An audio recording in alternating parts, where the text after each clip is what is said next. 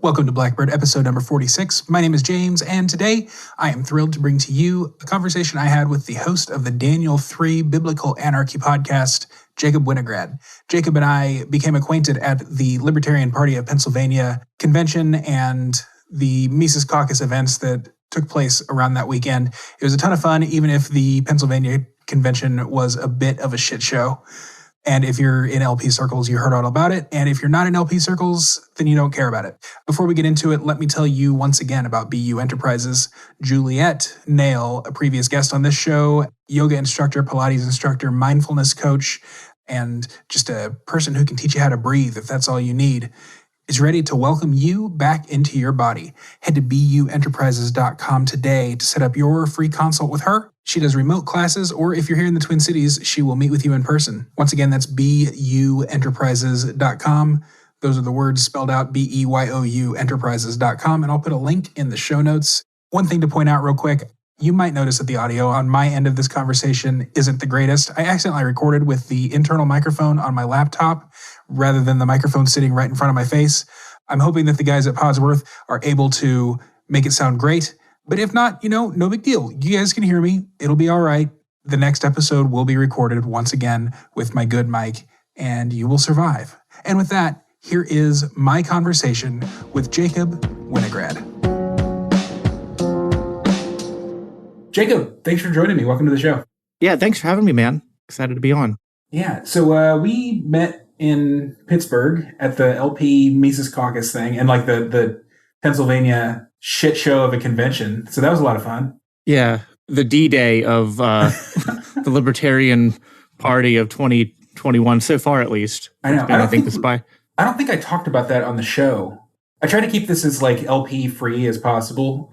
Sure. Like all my guests have been libertarian for the most part, or at least kind of liberty adjacent, but I try to keep the party stuff out of it. I guess before we get started, why don't you introduce yourself? Kind of talk about your bio and what projects you're working on and that kind of thing. Yeah, sure. So my name is Jacob. I primarily, I have a page that I then evolved into a podcast called Daniel 3 Biblical Anarchy. I started that because I became a libertarian and then an anarchist back in like 2018, 2019. And for me, it was a very visceral, very kind of like existential transition, because when I realized the nature of what the state was and that being libertarian wasn't just about like, oh, I want lower taxes, but like seeing the amount of violence and coercion that exists in society, it kind of freaked me out, kind of made me like, I literally felt like Neo from the Matrix and was just like, for a while, it was almost like I didn't want to be woken up, but I was. And I couldn't help but notice that, kind of like I'm a Jordan Peterson fan, and he talks about like one of his rules is clean your room. Mm-hmm. And I couldn't help but notice that like my room, as far as it being part of the Christian world and community, was a giant mess.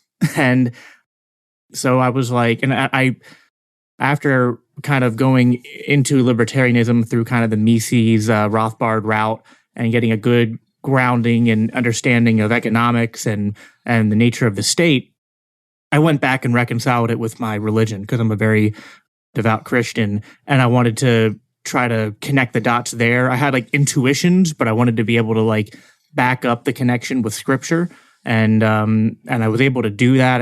I found some great people there's Stephen Rose of the Anarcho-Christian podcast, who is almost like the godfather of the Christian anarchist internet world right now.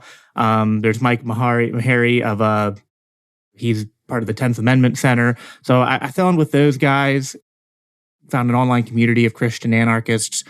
So it helped to make me feel like I wasn't crazy to try to connect these two. And, they already had some voices and podcasts out there, but I just was like, we're such a minority. We need more voices. And so that's what spawned the page, which then spawned the podcast, because I wanted to, talk about different things. And so on my podcast, I kind of do a little bit of everything. I still do a lot of focus on, connecting libertarian philosophy and anarchist philosophy with the Bible, going through different scriptures or talking about different historical Christian anarchists. And there's a lot of different ones. I mean, there's the most famous one might be Tolstoy. Then there's Dorothy Day. There's early Christians from like the pre-Catholic Christians. You have like Tertullian and Polycarp and others that maybe weren't full anarchist in terms of like labeling themselves that way. Now, I think Tertullian is the one who coined the term Catholic in reference to the church. So I would say that there's no such thing as a pre-Catholic Christian. I mean, there's post-Catholic Christians for sure. Right. I mean, the church has been called Catholic since the earliest writings of Christianity. Well, yeah, sure. I mean, I guess I should clarify, post Constantine, post Roman Empire. I mean, I'm talking like trying to go back and find writings from Christians, as close to contemporary from like the apostles up until Constantine as we can, because it's always like you want to go as close to the source as possible from a like religious scholarly sense. Because you kind of figure it's not that they necessarily will get everything right, but if you can find things in the earliest writings of Christian philosophers, scholars, theologians, then you're at least not like crazy or going really far off base. Well, like Pope Clement, the third bishop of Rome, I believe, has a letter. I mean, he was contemporary to Paul and is widely considered the second successor to Peter. So it's very good for Catholics, especially, who don't add these things like sola scriptura to the faith as it's been passed down through the centuries and millennia, that we have this tradition that goes back all the way to these people who knew the apostles. Sure, yeah. And like there's a different, like you had a Catholic upbringing, right? I think. Yeah, see, it's always like I had a very non-denominational upbringing. So it's always like a little, I probably come across a little autistic to Catholics when I view things differently. I know like the Catholic view, from my understanding, is kind of like it's always been one church, kind of like straight through. Mm-hmm. And to those who aren't Catholic, that's a little bit debatable. But we don't need to get into that. But that wasn't the focus of what I was going towards with bringing those up. It was just to say that, if you go back and look at the earliest, I mean, you don't even have to go look at much further than the Bible. And that's why my whole thing is Biblical Anarchy is the name of the podcast, because, I mean, just look at the lives of the apostles. I mean, they certainly were not huge proponents of the state. Yeah. I mean, they literally died at the hands of the state because they continued to do what they felt compelled to do, what they felt they were called to do was the right thing to do. And you have passages like 1 Timothy, we must obey God rather than men, when they're being, presented with these charges of not submitting. There's a few passages like Romans 13 and render unto Caesar that get taken out of context. But when you look at the Bible as a whole, Old and New Testament, there's a lot there. And that's what I've been trying to do is talk a little bit about Romans 13 real quick. That's one that it gets used against. It gets used against Christian libertarians a lot, and I'm guessing that a lot of my audience don't even know what we're talking about. So yeah, I mean, Romans 13 is the passage that like starts out by saying, submit to the governing authorities, for there is no authority except that which comes from God. What's interesting there is the original language, and I'm by no means like the well-studied in Greek, but I've done my best to try to look at this passage as, and look at the original Greek and look at different commentaries and stuff. So I am an amateur at this. Haven't gone to actually gone to any kind of like college course or anything like that. But I'm doing my best with the resources I have available. The word used there is exousia, and the word exousia, when you look at it, like in the commentaries, and you see all the times it's used in the Bible, in the New Testament, and then like I think what matters most is how Paul used it. Paul generally used it to describe godly authorities and used it to describe God's authority a lot.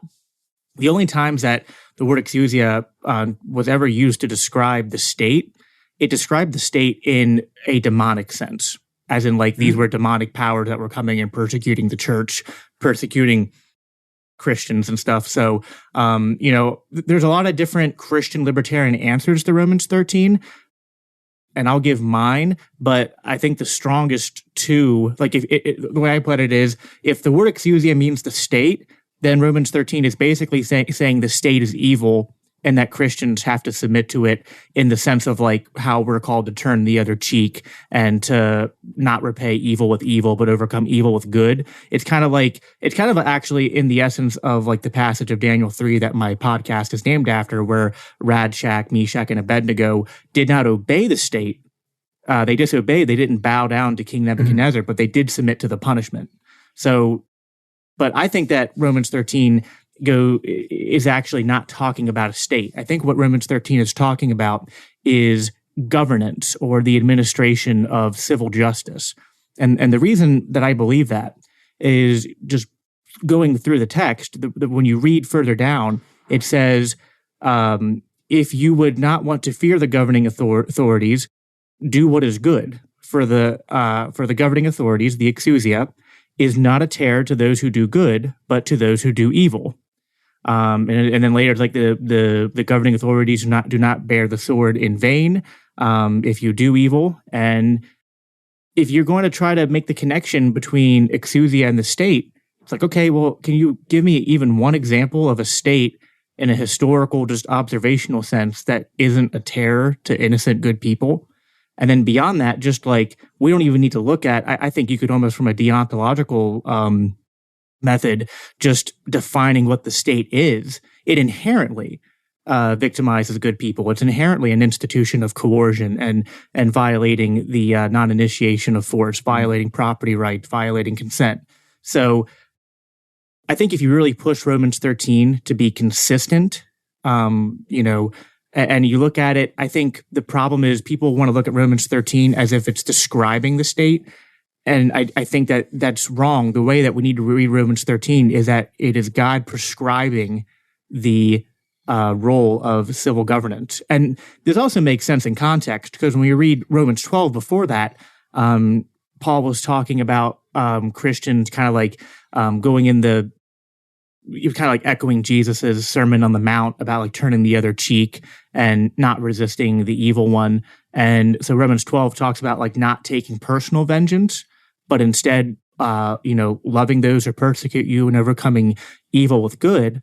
But then it's like he's following up to say, now there are those who are going to be acting in certain positions of authority to restrict evildoers, but they do that in the protection of good. They're not doing that out of like an act. So it's kind of like making a distinction. Like, listen, if somebody wrongs you, you should not go out there and seek to take personal vengeance. You should not seek to have revenge. You shouldn't, like, if somebody stole something from you, you can't go burn down their house. Yeah. So like the Romans 12 is kind of talking about that. Romans 13 then says, okay, but for those who do evil, we do have the norms of civil justice. We have the norms of those who would act in a role of governing. And like this gets into like, the whole, sometimes libertarians will like, it's kind of a language thing and a semantics thing. We often talk about being against government, but when we say that, we mean we're against the monopoly, the centralized form of government. We're not against decentralized, polycentric, like market governance. Well, yeah, we're pro-peace. I mean, right. And in order to have peace, you have to have someone to enforce that peace. Right. Yep. And so to me, when you look at Romans 12 and 13 in context, it's basically Paul saying, when people do evil, don't take it upon yourself don't seek revenge. Don't give in to hate. Don't escalate things. And then like Romans 13 is saying, we need to have norms of civil justice where those who break contract, who violate property rights, who initiate aggression, they are handled by those who are, trained and given that role by God to do so. Doesn't mean that it's a centralized role. It just means that there are people who will act in that role. And that role can be filled hypothetically by a state. But again, then we get into all the complications about like what the state is, and then observing it in a, both modern, contemporary, and historical sense to see how it really, it fails to do what Romans 13 is prescribing these things to do. It doesn't even come close. So I think it's pretty soundly debunked. So you, like me, came from the political left, I think, right? Yeah, I was a Bernie Sanders supporter back in 2015, post high school. I mean, I probably always didn't fit in the best with the crowd that I ran with, because I was raised in a conservative Christian home and I never gave up my faith. So my Christian values still sometimes kind of made me a little bit of a zebra among horses when I was on the left. But I definitely was a big, I believed, especially like in the economic side of it, I was really big into believing in redistributionism and the social safety nets and like the stuff Bernie Sanders pushed about taxing Wall Street to pay for healthcare and college. And, I believed I wasn't really a socialist. What I believed in was like that we had to have markets, but that the government's role was to prop up those markets and to give everybody equal playing fields in those in the markets, was kind of like what I believed in. And then I just happened to just go through this journey of the first crack was I watched a debate between Cenk Uygur and Ben Shapiro. And I know Ben Shapiro is a little cringy on a lot of issues like war and stuff like that, but he's good on the economics. So he started to crack my understanding of economics, and that got me to look into things. And then I found Peter Schiff, I found Tom Woods, I found Dave Smith, because there was like connections between Shapiro and Rubin, and then Rubin had certain people on his podcast.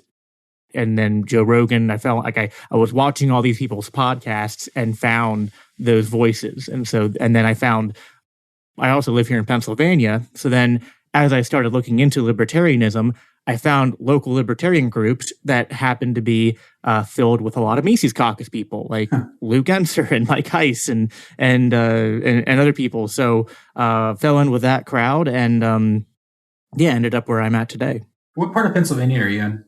I live in York County, which is south of Harrisburg and west of Lancaster. I'm like halfway between Harrisburg and Baltimore. Okay. Very close to the border of Maryland. I was going to say your accent is like, it almost sounds like a Delaware accent, the way you pronounce your O's and stuff. Yeah, it's there's a lot of different regional accents and regional. Yeah. I mean, like we have Pennsylvania Dutch here. We have a lot of people that move up from Baltimore in the city. We have a little bit of everything here. I mean, my mom was from Kentucky, so she had a bit of a Southern accent, but not, it was kind of mild over time. And my dad grew up in Baltimore, so he has a bit of a Baltimorean city accent. And I don't know, mine's probably just this, like a mutt, just a giant mixture of different things. That's funny. Yeah, Pennsylvania, man. If they're maybe other than Texas, it probably has the most. Well, and obviously Manhattan itself has the most like diverse cultural groups.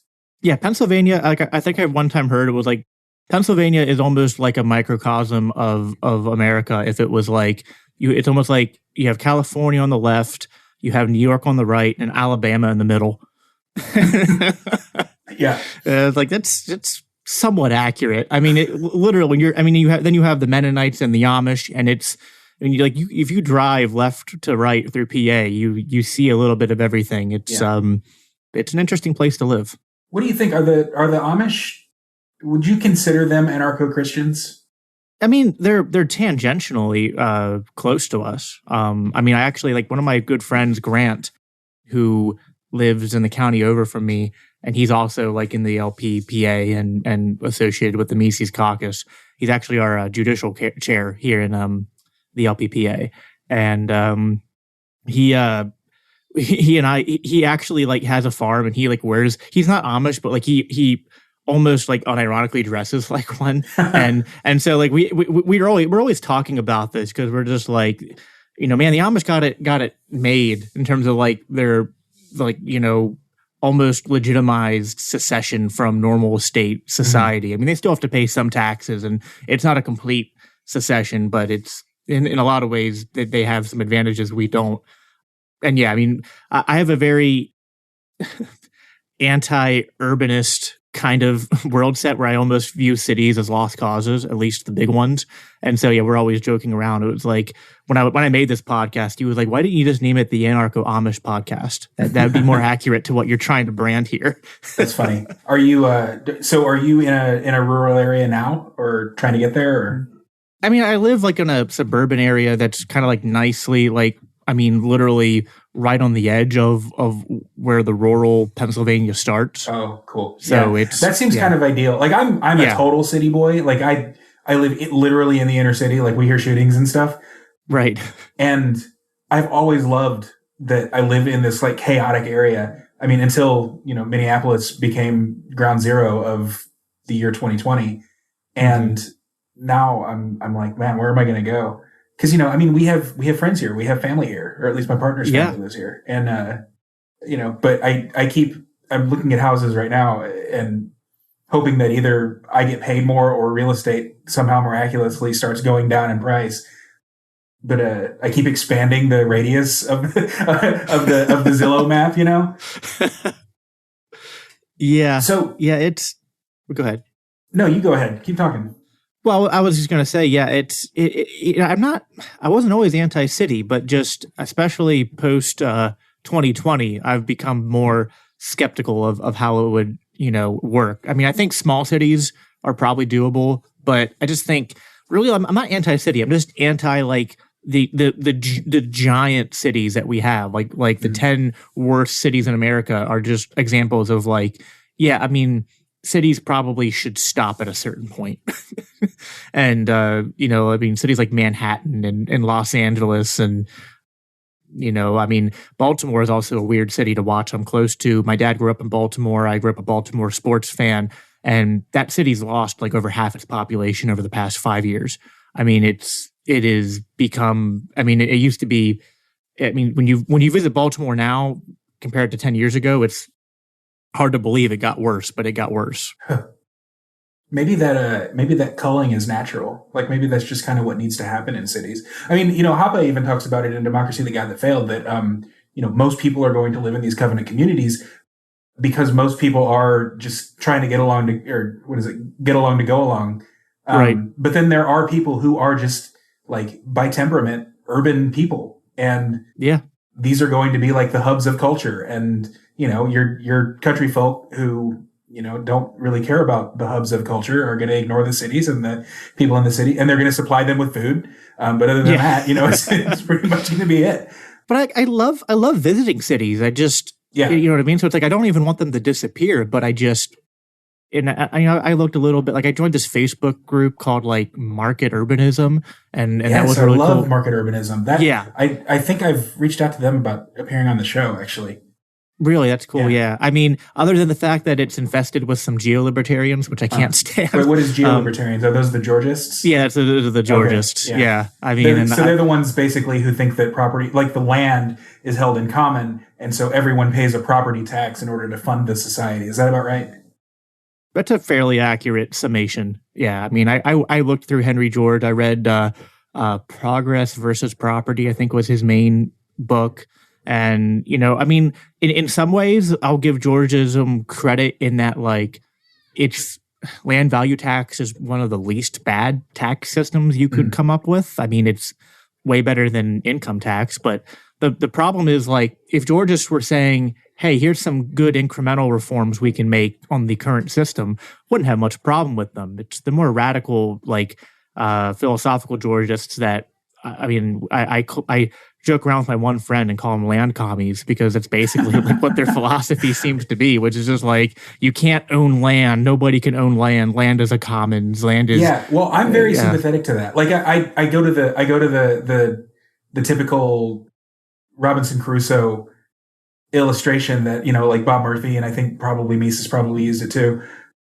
where, if I wash up on a desert island, then sure, the desert island is mine. But if you wash up on the desert island with me, it's not like we're going to build fences and never and claim, and I'm going to claim this plot for myself, and you're going to claim that plot for yourself. That's a caricature of the Lockean vision of property. But really, I mean, we're going to come to terms on what's mine and yours by agreeing with one another. I don't see anything natural about that. I don't think it's a natural law type thing.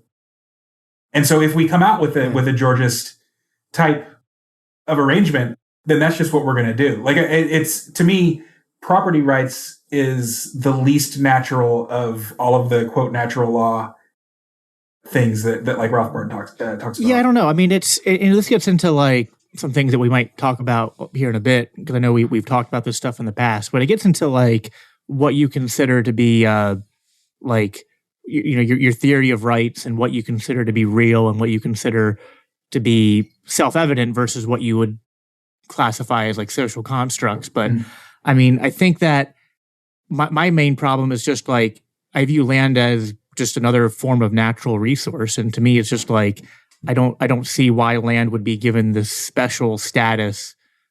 Like, I'm very against like one of my standards or like rules that I kind of operate by is I don't like when people make systems of rules or rights, and then they want to clarify things with exceptions and give certain things special status. I hate that with politics. You know what I mean? Where we give people special rights and special powers that the rest of us don't have. If I take 30% of your income, that's theft. If the state does it, that's just tax, and it's the price we pay for roads and all this other stuff. And it's like, again, don't sell me on these people have special rights. And then when we talk about resources, it's like, well, if I can, take anything from the earth that isn't owned by somebody else and make it mine, I don't see where there's exceptions to it. I think Georgists make a lot of like silly straw man arguments. It's kind of like that one where it's like, well, what happens in Ancapistan if everybody buys all the land around you and you can't leave? And it's like, okay, well, that would actually be entrapment. If people are pointing guns at you and not letting you leave your house, that is entrapment. That is a violation of the non-aggression principle. Now, they can also justly own that land, but they have a right to own the land. They don't have a right to hold you captive in your house. They would be obligated to say, all right, well, we own all the land around you, so we have to work out some kind of voluntary agreement with you to let you leave your house. That sounds an awful lot like an exception, Jacob. No, it's not an exception, because, I mean, so let's play this out here. If I own all the land around you, I could say I move out to, you live in Minnesota, right? Yeah. Yeah, so I move out to Minnesota, and I literally buy or homestead all the property around you. If you are just trying to leave your house and get out to the main road, you're not initiating aggression against me.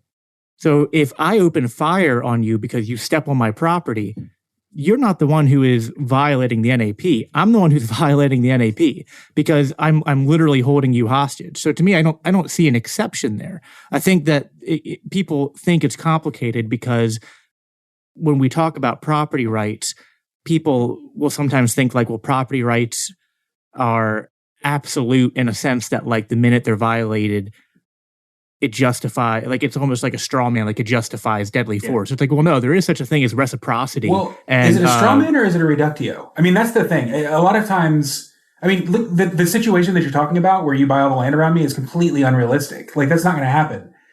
Sure. But also, if it did happen and you put up no trespassing signs and I trespassed on your land, well, I would be trespassing. Is that not right? Again, I think that my right to have you not trespass on my land is overruled by your right to not be held hostage. You know what I mean? Like, yes, I have a right to say who can be on my property. Up until my right to my property is literally holding you hostage at gunpoint. It'd be like a similar analogy that when people say, let's say like we go up on a hot air balloon, okay, and the hot air balloon's mine. I invite you on. Then while we're up there, we get into an argument, and I decide you're a dick, and I'm like, you know what? Get off my property. Do I have the right to push you off the hot air balloon because it's my property? Well, no, because if I push you, if I evict you while we're 50,000, feet off the ground, you're going to die. Yeah. So that would be an initiation of force. I put you in a precarious situation. Therefore, I am responsible for making sure that my property rights, I have a right to that hot air balloon, but that's superseded by your right to your body and for me not to entrap you and then cause harm to your body. You know what I mean? If you wash up on my desert island, do I have a right to kick you off my desert island? Well, I mean, and this gives you don't have a right to own more. I mean, obviously, I wouldn't kick you off my desert island. That's a shitty thing to do. But do I have an obligation to give you a plot of land on my island? I don't think it would be your desert island. It depends how big we're talking about. Yeah. If we're talking about like a 5x5 patch of sand, well then maybe. But yeah, like in the first if we're both washed up. If we're both washed up on a 5x5 patch of sand, we have bigger problems than. Yeah. Well, we better hope a woman comes up because we're going to have to repopulate this 5x5 patch of sand. Might be a little awkward for you, wouldn't it? I'd close my eyes. It's fine. Oh, God. And then of course, then that makes me your personal chef, and then we're subjugated all over again. You become the state simply because you're the breeder. That's we took a weird turn. Yeah, I know. Well, it's what I do. That's good. This is why I don't like rights theories. I just don't. I mean, I guess I'm sympathetic to Stirner, which I know that you and Jose talked about Stirner a little bit on his show. Or was it your show or his? I can't remember. It was on my show. Okay, I think he reposted it on his he did. On his audio feed because I don't ever listen to podcasts on YouTube, and so I was. Well, so I agree with the idea that rights, if you don't act upon them, become functionally meaningless, and again, functionally. And the analogy I used in my conversation with Jose was the whole mask mandate thing. Mm. And I'd had this conversation a lot over the last year. And my rule of thumb was that I would walk into a store not wearing a mask. If while I walked in, somebody demanded I wear a mask, well, then I would put it on, or I would choose to leave if I didn't want to wear the mask. But if I went through the whole store and nobody asked me to wear the mask, or if they asked me and I gave them a reason why I didn't want to, and they didn't push it, I didn't view that as a violation of their property rights, whereas other libertarians were trying to say, well, no, you're violating their property rights. So I think what you act upon is what you care, like what you show you care about, what you act upon. I think those are more shown to be your, what you're enforcing is what your property rights are. Meaning, if I just say, I don't want to let you do this, but then I let you do it, I'm not sure where the violation is exactly, unless you're just, it gets a little messy because they had a sign posted, and it's okay, but is a sign being posted an enforcement of the rule? I don't really think so. What if how often do stores have a sign up for a sale, the sale ends and the sign is left up longer than it needs to be? So to me, there's a sort of benefit of the doubt that comes when you're on somebody's property that if you're doing something, they have a rule about it, but they don't say anything about it. Well, then it's you know what I mean? It's if I had a rule in my house saying, I want you to take your shoes off when you come into the house, but you didn't, but I didn't bitch about it or tell you to. I can't you know what I mean? So you come into my house, you wear your shoes, and then the next day I call you up and James, we're not friends anymore because you wore your shoes the whole time you were at my house. So you'd be well, dude, you didn't fucking say anything. That's a really apt analogy too, because for some people, don't wear your shoes in my house is really an important thing. My mom, I remember we had white carpet when I was growing up, and she would maybe once a week or so walk around the house with a little jelly jar of bleach and a toothbrush and just scrub at stains all day long. And for other people, don't wear shoes in the house is just a convention. You're more comfortable in your socks, so be comfortable in my house. In the same sense, for the masks, for a lot of people, wearing a mask was just an article of clothing. For me, if you didn't believe the propaganda about how efficacious this was, and in the absence of a vaccine, this is the best tool we've got to stop the spread of COVID. Well, if you believe that, then sure, not wearing a mask anywhere was a NAP violation. However, if you were smart, then you understood that it was basically just a face covering, and it had really no value other than to make people feel comfortable. Yeah, I think I could even I think I could push against it being a NAP violation, even if wearing masks was effective, because then it's like, all right, well, if you're required to do it pushes like the boundary of like, how much do I owe people risk management? Because that's really what it is.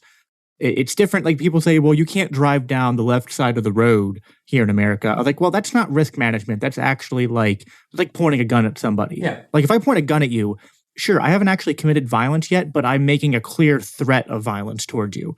And it really depends on the road. I mean, well, true. If you're driving down a residential street, I never stay on the right side of a residential street unless there's another car coming, and then I scoot over to the right. Usually, I'm right in the center of the road because. Well, or if you're driving in a city and there's things parked on the side of the road and stuff, a lot of times you end up having to drive on the left. So it's all contextual for sure.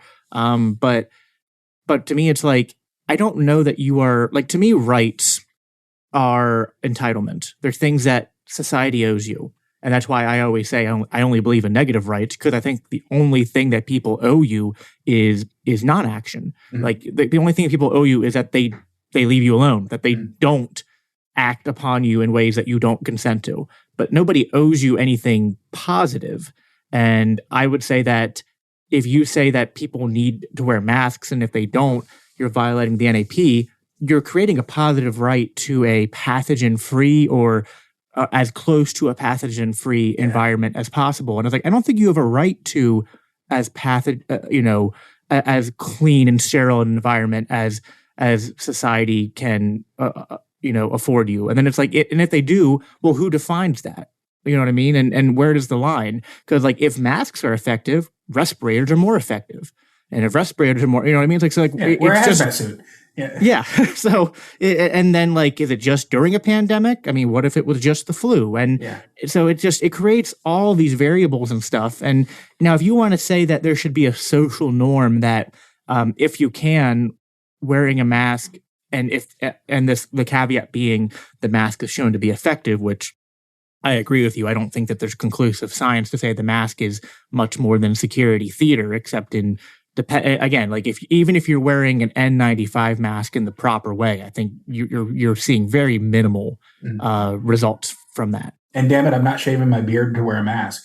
Right. Fuck your good seal. No, I'm just kidding. Right. Yeah. But yeah, if in the hypothetical sense where a mask was shown to be, effective enough to be distinguishable from like random chance, because again, epidemiology studies, people always like, oh look, it's a 5% difference. It's like, you can't distinguish that from random chance. So you need at least 50 to 100%, change for the correlation to be compelling enough to say, okay, that's really compelling. That shows a major change. Even if that existed, you can't demand on society that they wear that, because to me that is you're demanding positive action from people. And that's just my conception of rights, is that the only rights that are philosophically valid are negative rights.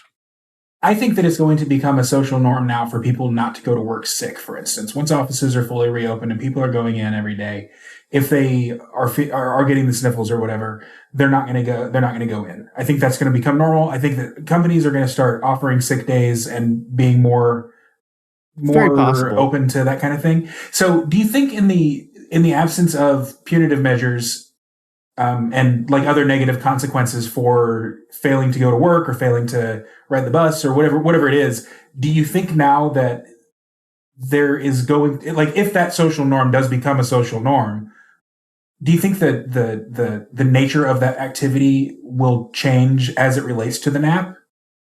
Do you think, like, I guess what I'm saying is, now that there's not going to be negative consequences for failing to go to work when you're not feeling well, do you think that going to work when you're not feeling well is now a NAP violation, or could be, whereas 2 years ago it might not have been? It could be. And that's where it's like, if you're exhibiting symptoms and then you go into public around people, unless it's an emergency, that does create a little bit of a gray area. It's just, it's weird, because like viruses are these weird third agents we're adding to the mix. And so it's kind of like, it's really playing in the outermost gray space of the philosophical conception of rights, which is like, am I responsible for what third party agents, especially these tiny micro barely even, like, you can't even classify them as living organisms, these weird biological hacks and what they do going from my body to yours. It's like, I don't know. It's all about risk management. And I think that I think in a social convention sense, that is how society is probably starting to move towards. I mean, I've already seen that. Although it's a bitch for people who have allergies like me, because then it's like, I'm not sick. I swear. It's sneezing in the grocery store has suddenly become like just a complete taboo. Right. Yeah. My wife literally yells at me when we're in public and I start coughing. She's like, "Stop. People are going to think you're sick." And I'm like, sorry. Don't know what you want me to do. Guess I'll just stay home the rest of my life. Yeah. The last time I was really sick was in about 2012. And I remember I drove myself. I barely could function. I drove myself to the clinic inside of a Target store. So like it was crowded. Mm-hmm.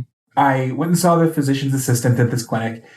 He made me vomit with that long ass cotton swab that they use. I guess they're using those for COVID tests now too. Yeah. And he did the test and he was like, "Yep, you're sick. I'm going to order this thing from the pharmacy. So go out there and wait by the pharmacy." So I'm like standing there breathing my sick all over everybody. And then, talking to the pharmacist, no mask, obviously. And that was just normal. That's what you did. You went to the clinic inside of a crowded department store.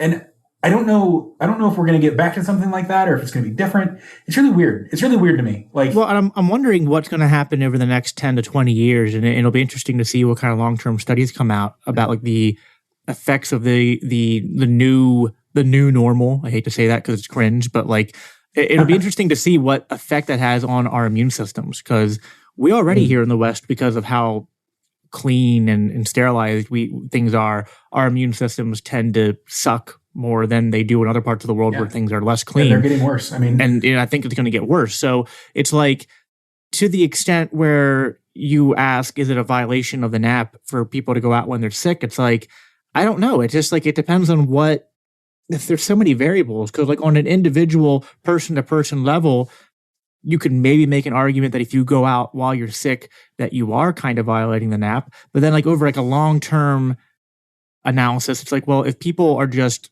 becoming such germaphobes to this extent, are we causing a greater level of harm to the point where, even viruses that are less innocuous are going to start to become more and more deadly and harmful to people because people's immune systems are such shit? Because, I mean, your immune system is like a muscle. It needs to be worked out. And so it's really complicated. And I guess as a libertarian, I always lean towards things not being rights violations more so than the other direction, because the more we put in the umbrella of, oh, this violates the NAP, the more restrictions on people's, liberties I think we're putting on people. And I think that the burden should fall more on the individual to, if they don't want to get sick, to take the measures that they feel are the most appropriate to prevent them from getting sick, more so than expecting other people to do that for them. Now, that's just in a concept of rights and law and what's aggression and what isn't. Mm-hmm. Libertarianism is a thin philosophy. There can be something else that says, well, you didn't break a law or you didn't commit aggression, but you were being a dick. You know what I mean? So I think it kind of would be a dick move to, while you're sick, to go out unless you had to. And then if you do have to go out, you should be trying to, take some reasonable precautions while you're sick if you have to go out, like, going up next to grandma and hacking up a storm without covering your mouth. I might still be able to argue that that's not aggression, but you're absolutely, I think in that moment, you are being a bit of an asshole. So, again, I think the problem is, like, we always have to remember that not everything that's right or not everything that's wrong is going to overlap with things that we would say are permissible or not permissible in a legal sense, in a libertarian legal sense. Cool. So, why do you believe in God? I just answered this in a clubhouse room a week ago. The most honest answer is I don't know, because belief is such a weird thing. And for me to say why if I were to try to give you an honest answer about why I believe in God, it would almost, I feel like, have to be an answer that would be like, oh, it's because of X. And then if somebody were to disprove X, then, well, consequently, my belief should go away.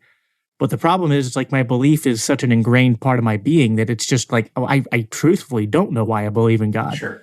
In fact, I have gone through periods of my life where I've seriously wrestled with that belief and tried to, push it away. But it sits there in my brain like this nagging little parasite that won't leave almost. What is your conception of, like, what is God? I guess that's the question I would ask. Like, what is the nature of God? How obviously it's not the stereotypical guy up in the clouds with a long beard. Yeah, no. I guess I would define God in a personal. I mean, because like I could define God in a philosophical sense, but I think you're asking me what my personal conception of God in a more like personal relational sense or whatnot. I'm asking or do you both. mean both? Both? Yeah, both. I mean, in a philosophical sense, I think God is. I'm trying to come up with ways to say it without either quoting Jordan Peterson or sounding like Deepak Chopra. So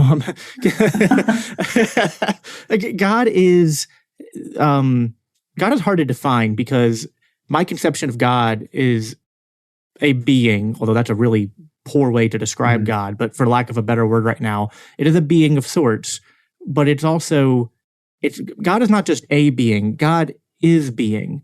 And like when I say God is good, it's not that God is good, like good is a description of God, but like good is God. Yeah, like goodness. God is goodness. Like God is, and it's like, and I'm trying to be clear here. I'm not saying God is just an abstract, because I do believe God is real.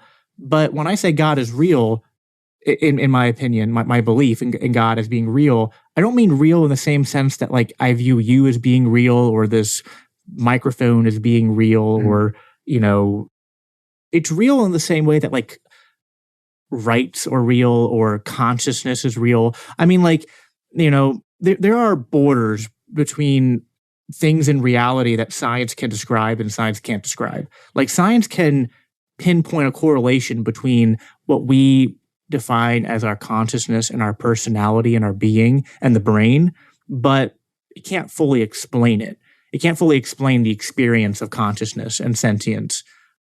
So in the same way that like consciousness and personality are, and like the concept of the soul are kind of like spooky, in the sterner sense, but yet they seem real. That is how God is real to me in a sense that he and I'm very, you'll find compared to a lot of Christians, I'll sound a lot more agnostic than other Christians because my faith in God, my belief in God is not rested upon some sense of certainty in a way that like, because you can't argue. I mean, I went through that phase where I looked into atheism, argued with atheists, and the arguments were so potent and so impossible to overcome that I literally thought that I was going to lose my faith. And then I was like, it was scary, but I was like, I don't know, like maybe I need to, maybe I'm just holding on to some kind of emotional attachment to the idea of God,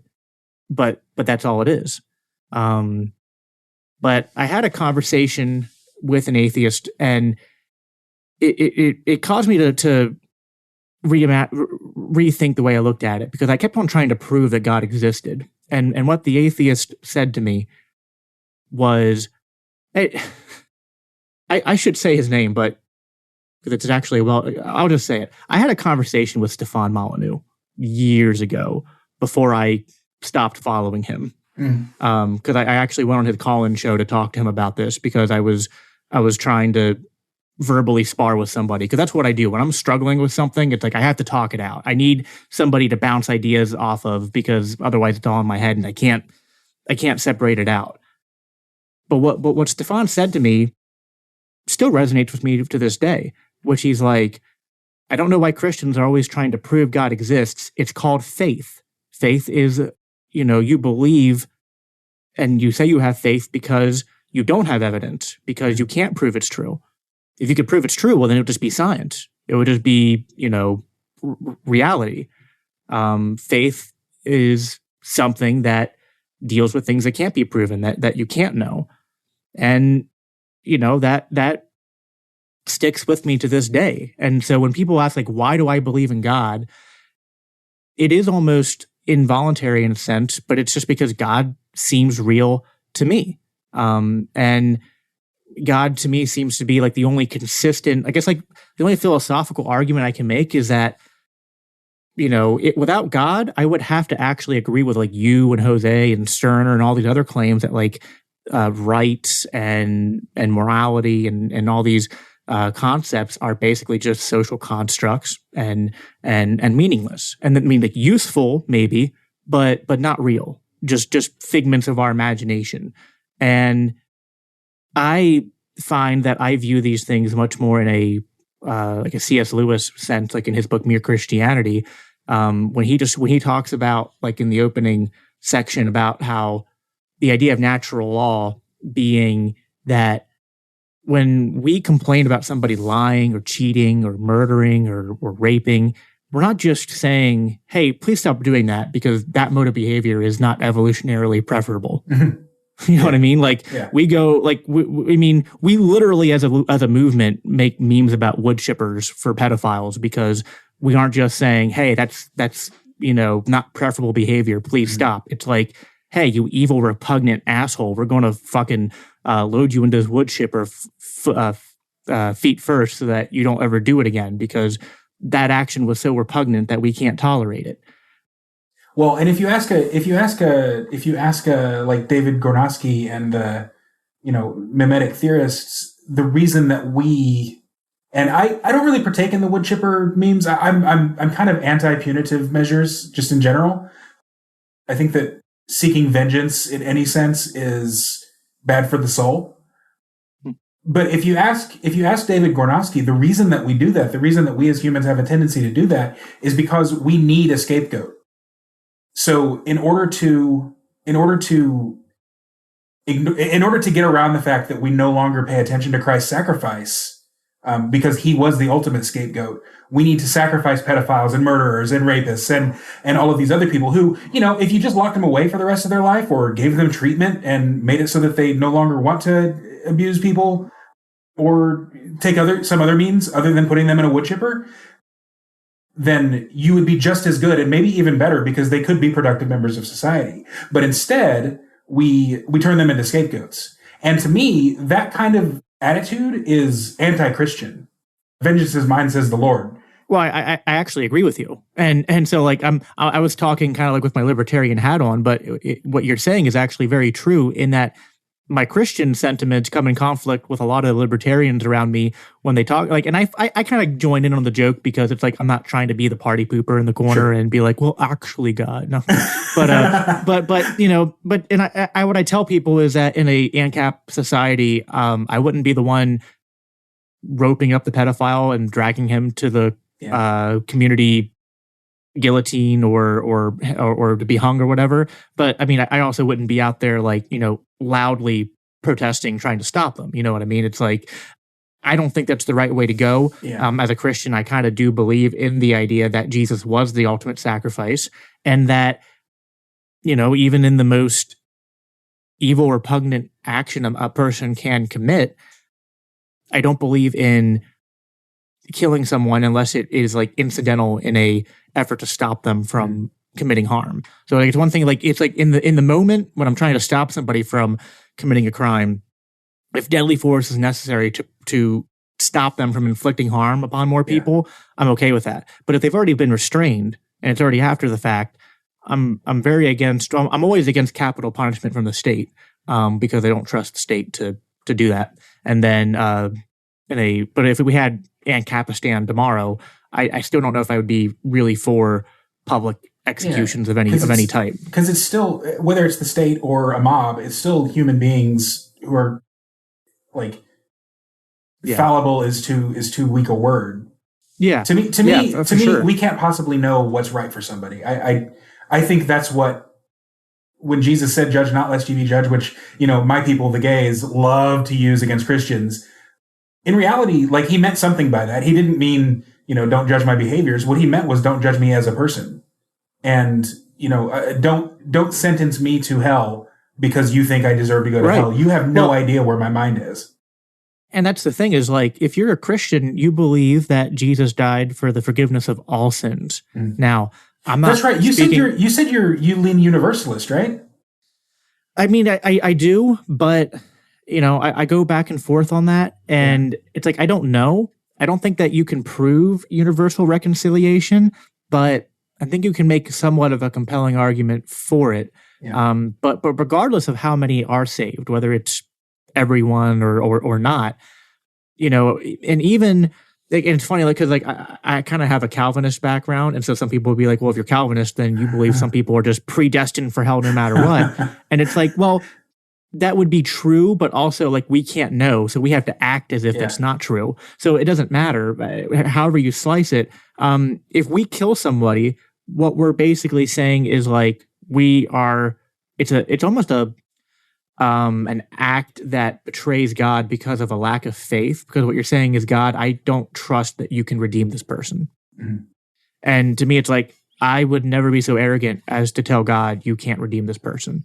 Even the person that I think is the least deserving of it, the least likely to accept grace. I'm not going to advocate to claim to know better God and be like, well, this person has now crossed the line to where they no longer deserve to live and have no shot at redemption. I'm not saying there can't be consequences to be like, well, yeah, we're not going to kill you, but we're also probably not going to just let you back into public society tomorrow and hang around children. But I mean, that's where I'm a little bit torn, because, like, I am anti-punishment, but if I were, like, running my own covenant community, I think that we would stop short of capital punishment. But also, if someone is a genuine danger to a society, then, like, expulsion from the covenant community means that he's going to have to find another community to live in. And that, that to me puts that other community at risk. And as someone who cares about people, I wouldn't want to send someone to exile, which leaves prison. And I don't want to have to ask the other citizens of this community to pay for a prison. Like, well, I think there's some good Mises articles. I forget who wrote them. But Bob Murphy has Chaos Theory, if that's what you're talking about. Yeah, there's that too. Like, I forget where I read this exactly, but I've heard some pretty good, compelling arguments for how private prisons could work, and how they would almost be things that criminals would voluntarily go to, because they basically, you could have a private law society set up to where, like, they would basically have a choice to either be completely ostracized, living out in the wilds by themselves forever, or if they want to have any semblance of, like, not having to be self-reliant, they would have to basically check in to competing private prisons that they'd be free to leave, go into and free to leave, and they would go there and work. It's not like the community would be paying for it. They'd be going there. And some people say, well, it's kind of a form of indentured servitude and whatnot. It's like, I don't know. Like, I mean, stop. I hate the nirvana fallacy when people just endlessly criticize one idea after the other. It's like, well, that's not, it's like, at some point rubber meets the road and you got to at least do something, and you can improve upon it over time. That's the beauty of the free market, is that you can start out with a set of actions and judge the consequences of it, and, continue to improve upon it over time. And the market does a lot better of that than the state. But yeah, I agree with you as a Christian, I'm very hesitant to, after again, like, during a crime, during an initiation of force, like, I'll do what's necessary, but afterwards, it's like, now we have a bit of a complicated case in our hand. But the reason I brought up the whole, like, wood chipper go burr and the whole thing was just to demonstrate that people feel strongly about these things, and that it's hard for me to, like, my conceptions of good and evil, and my conceptions of even, like, libertarians versus the state, these narratives that we come up with, they just seem to me hard to reconcile. Like, I guess, like, here's the real line in the sand, which is that I find myself unwilling to believe we live in a completely naturalist, materialist world. Now, that's an assertion, not an argument, that I can say, well, because I don't want to live in that means it must be true. I can make some, not arguments, I can give reasons for why I think that Like basically my arguments, or whatever you want to call them, my claims would be that if we live in a naturalist, materialist world, I just don't know why I'm supposed to feel compelled to give a shit about any of this, is what it comes down to. And the fact is, I give it's not that I give a shit. I give like the most shits. I mean, I can't get off the toilet. That's how much of a shit I give. So, so it's like, I mean, and that's how 90% of people are. Even people who aren't libertarians tend to, even if it's not politics, there are things that they care very strongly about. And it's just hard for me to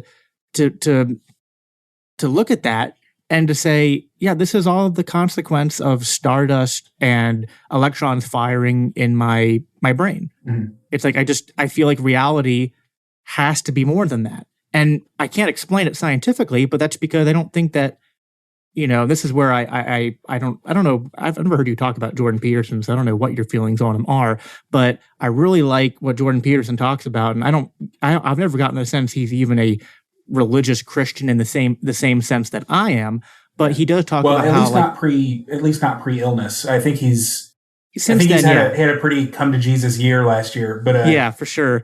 But yeah, he's always, before and after his illness, he's talked about how reality and truth is more than just science and more than just materialism. Yeah, and that's self-evident. Yeah. I think Vin Armani, actually, he was on my show talking about this. Like, the fact that I can fall asleep in a dark room with my eyes closed and dream about the sun and, like, see the sun, and feel the sun in a cold room, in a dark room, and yet here I am perceiving this light, tells me that there's something other than brain synapses at work. Yeah.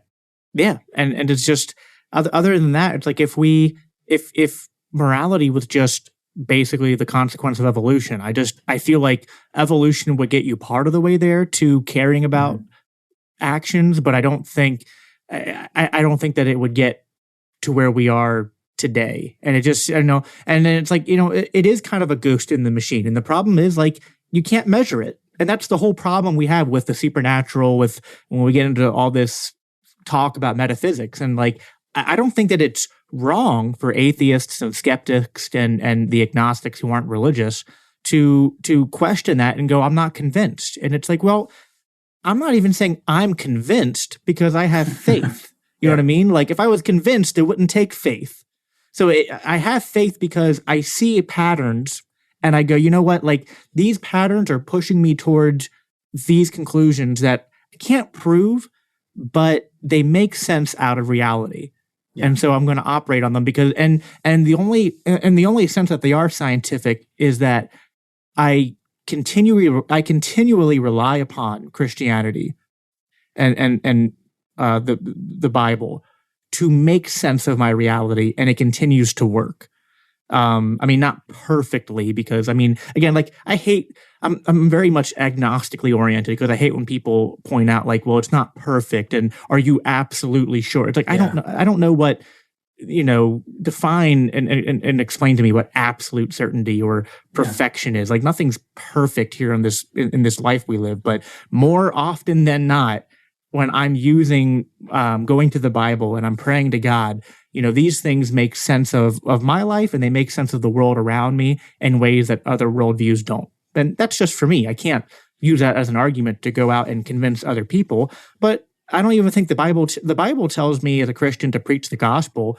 And if anyone's going to change people's minds, it's not me. It's actually God working through the scriptures and the preaching of the word. I think that this is where I still have some Calvinist leanings, but like the Reformed tradition and other traditions too talk about how, like, the way that people come to God is that the Holy Spirit reaches out and like removes the wool from their eyes and replaces the heart of stone with a heart of flesh. And really, the only divide between the universal reconciliationists and Calvinists is just that the Universalists believe in that process, but it's for everybody. Or even if it doesn't happen in this life, it happens after they die. And the Calvinists are just convinced that it's not everybody. And I'm agnostic in the middle. So it's like, I grew up with more of a Calvinist, especially like in my teen years, I grew up in a more Calvinist oriented church. And so a lot of my theological background comes from that. And there's a lot of Reformed theology that informs my anarchist views too, because the Reformed theologians tend to take a very high view of viewing God as king. And there was actually there wasn't enough churches to find the lockdowns over the past year and a half, but of the ones that were, many of them were the Reformed churches. Like one of the big ones, Apologia, with like James White and I forget the name of the other dude, but they were very vocal about continuing to meet. They even was a Durbin, and he gave a sermon entitled "No King But Christ." And my pastor basically gave, a lot of these pastors were coming out and saying, no, listen, like we believe that God created. They're not anarchists, but they're close. It's like a step away to where like they believe that states exist and we're supposed to submit to them, but they recognize that they reject the state worship, which is the thing about American Christianity that pisses me off the most, is the Christians that are all with the American flag and the worship of Trump. And it's funny being in the Mises Caucus and being accused of funneling in Republicans and Trumpers when it's like those are the people I can stand the absolute least. But these are the same people who nominated Bob Barr and then Gary Johnson twice for their presidential nominees. I mean, who's talking about Republican entryism? The Republican congressman who voted for the Iraq War and a Republican governor who wouldn't know Mises from a hole in the ground. I mean, come on. Okay, let's start wrapping up. I want to get some practical stuff from you.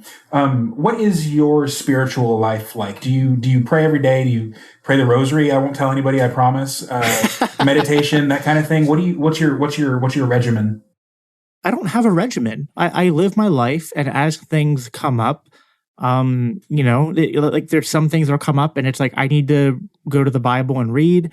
Sometimes it's just like an open stream of consciousness, me praying to God. Sometimes if I'm going through a hardship, praying and fasting, more formalized, kneeling at my bed, sitting down with my wife and my kids, reading the Bible and praying about it afterwards. There's no, I'm not somebody like my personality is like, I'm very disorganized. So I don't have a set schedule for any of this. And if I tried to set one, I know I wouldn't follow it. Yeah. And I also have ADHD. So my Bible readings tend to be very, like going after things that I find my mind obsessing about. So, it's a little chaotic, but, it's very much like, I mean, the way I view God in my spiritual life is very much like a father, and also, the Trinity is a really interesting concept and a weird thing to experience, because it's like, depending on what I'm going through, sometimes I am kind of like praying and trying to communicate with God in a sense of like he's my father, but then sometimes I feel like I'm more trying to communicate with like the essence of Christ and Jesus and the part of God that took flesh and that walked the earth among us, and it's more like God our brother. And then sometimes it's more like the Holy Spirit, where it's just like I don't even know what I'm trying to do, but I feel driven by something that feels more than what I am, for me to do something or to feel moved in a certain direction. So it's I grew up before I went to the Calvinist church, my young years, I grew up Pentecostal. So for a while, I was turned off by a lot of that, because a lot of Pentecostal churches, like, I don't know how much experience you have with them, but some of them are a little out there. I actually doubted my faith when I was really young, because I couldn't speak in tongues, or you couldn't speak money into existence, or you couldn't handle poisonous snakes, or whatever else. Pentecostals they contributed a lot to Christianity, in my opinion, but some of their more distorted evangelism is, in my opinion, destructive of destructive of Christianity's image in the society. I mean, really. Yeah. And my childhood church became it's a really weird combination. It became a charismatic Episcopalian church, which is Yeah, there's a charismatic Catholic movement. My mom has spoken in tongues. That's what I mean by contributing to Christianity. I think that so it's and that's the other thing too, is like I find myself, because I'm doing this project and this podcast, conversing with a lot of different denominations and Christians of different backgrounds. And then I'm also encountering atheists and people who are Jewish, people who have different religions. And, it's an ongoing, I try to remain open-minded. I try to not be dogmatic in my beliefs. Mm.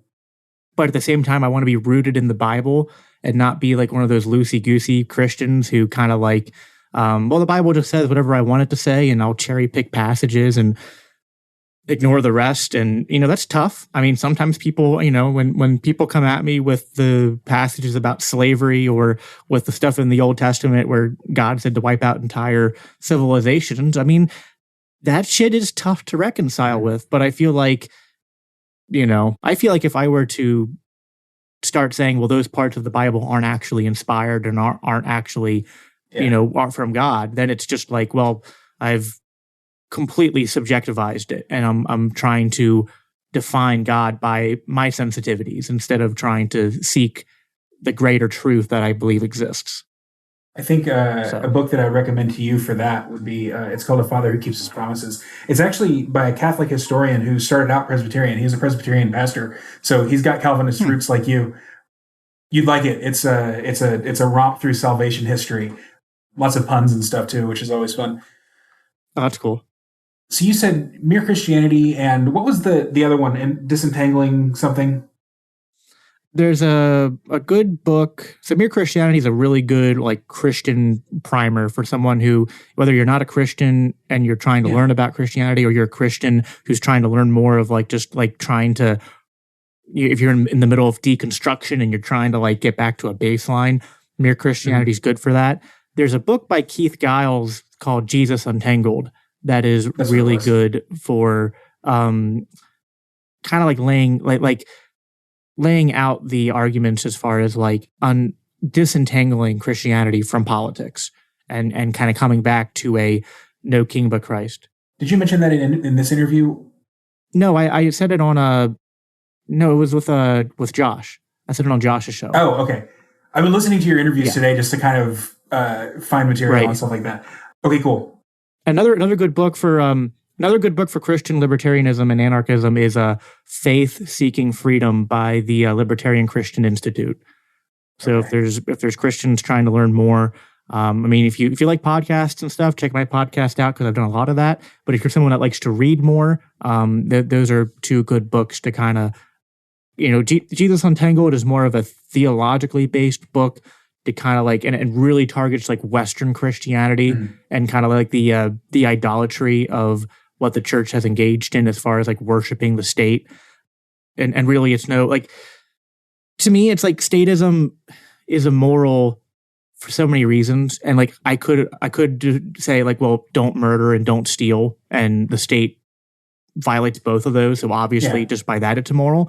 But then even more fundamentally, to me, it violates the first two commandments. Because to me, the state demands its worship and loyalty. And really like throughout the entire Bible, every state that is brought up talks about that. And then God literally warns the Israelites from 1 Samuel 8 to be like, you're asking for a king. And by doing that, you're rejecting me. Just like when you put up the golden calf.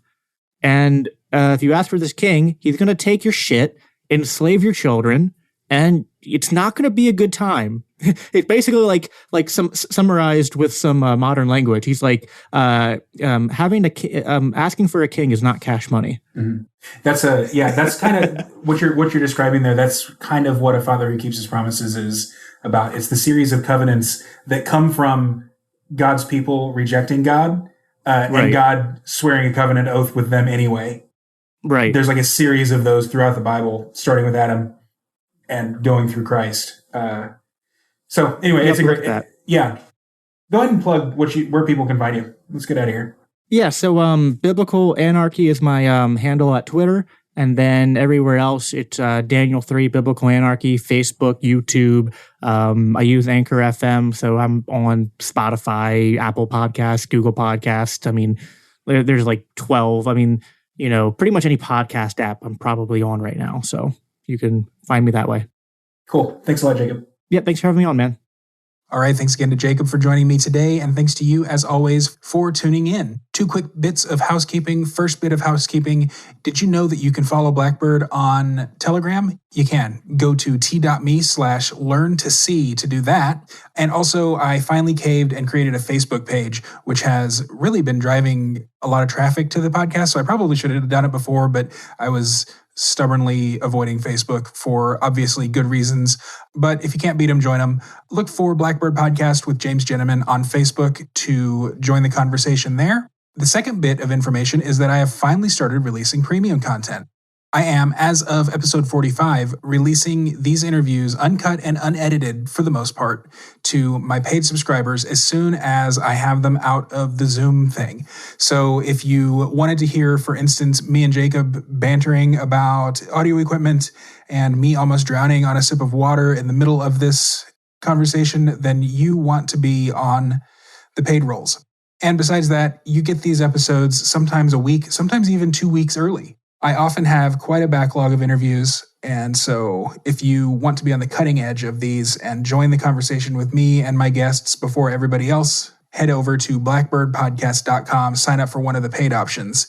If you are content with being a freeloader, that's fine too. Head to blackbirdpodcast.com, sign up for the free option. No hard feelings. You'll still get email updates every time I release a piece of free content. Once again, that's blackbirdpodcast.com. Sign up with your email address for free content. Sign up with your email address, and $7 a month or $70 a year for all of my premium content, and to get the satisfaction of knowing that you are supporting this project that I am working on. However you support the show, thanks so much for doing it. I appreciate you tuning in this time, and I will see you next time on Blackbird. Until then, live free.